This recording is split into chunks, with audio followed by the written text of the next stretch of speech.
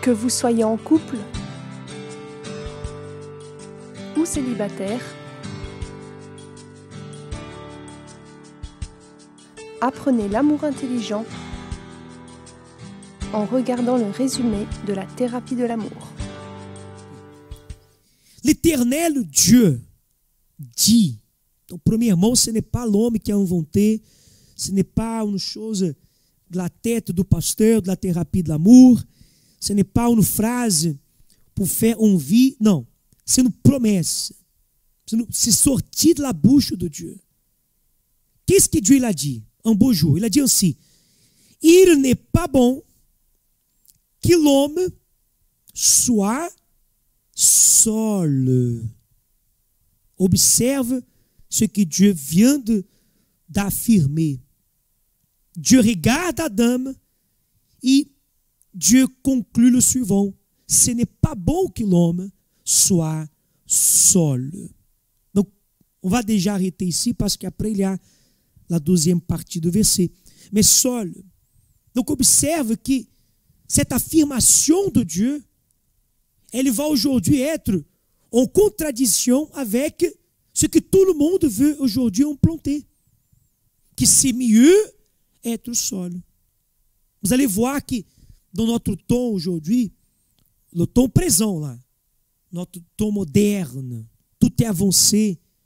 Qu'est-ce que nous venons de voir avancer de plus en plus? Une idée, un idéalisme, un individualisme, une distance entre l'homme et la femme. Aujourd'hui, sans se rendre compte, le monde, quand je parle du monde, c'est tout ce qu'il y a dans la société, tout le monde qui nous entoure, au travail, à la maison, les articles sur Internet, les films, les séries de télévision, tout fonctionne pour apporter une fausse image e résolution que mieux c'est que chacun reste dans son coin, que l'homme vit sa vie seul, la femme vit sa vie seule, et ainsi ils vont éviter des problèmes.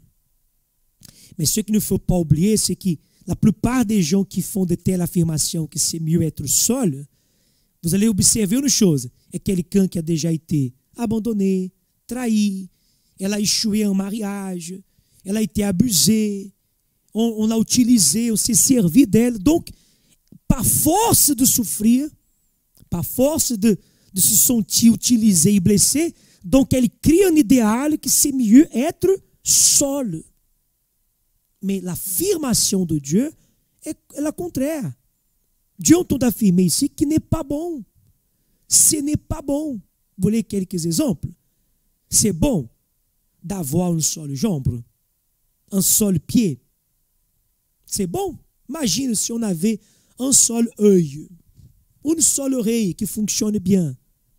Imagine si certains de nos membres étaient limités à un. Mais nous avons nombreuses fois une meilleure locomotion parce qu'on marche avec les deux pieds. Nous avons deux mains pour saisir. Et nous savons la douleur de quelqu'un qui n'a pas ses membres correctement, qui a à peine une main, un pied, un bras, une jambe, une oreille, un œil. Nous pouvons sentir la douleur de ces personnes parce qu'elles aimeraient avoir deux. Ça, c'est logique.